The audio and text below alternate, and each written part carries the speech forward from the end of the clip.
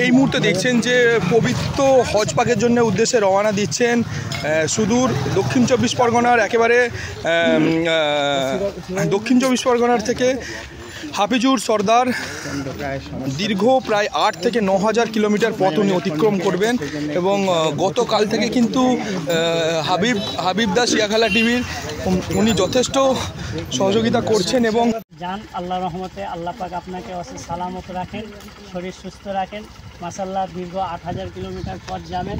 আমি গুনাহগার তালিমুল ইসলাম আপনাদের কদমে একটু দোয়া নেওয়ার জন্য, আমারও দোয়ার দরকার আছে, তাই আপনার সঙ্গে আসলাম। আপনি আমাদের সকলের জন্য দোয়া করবেন, বিশেষ করে ভারতীয় হিন্দু মুসলিম জৈন খ্রিস্টান সবাই যেন একত্রে মিলেমিশে যেভাবে আমরা চলছিলাম ওইভাবেই যেন চলি।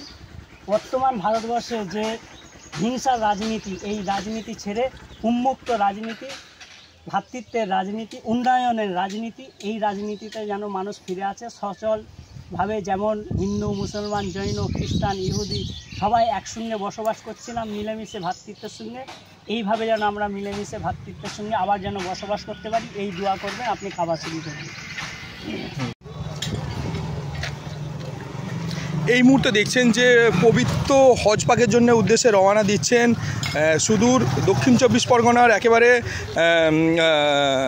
দক্ষিণ চব্বিশ পরগনার থেকে হাফিজুর সর্দার দীর্ঘ প্রায় 8 থেকে 9,000 কিলোমিটার পথ উনি অতিক্রম করবেন এবং গতকাল থেকে কিন্তু হাবিব দা শিয়াখালা টিভির উনি যথেষ্ট সহযোগিতা করছেন এবং উনিও ওনার সাথে সমানভাবে হাঁটছেন।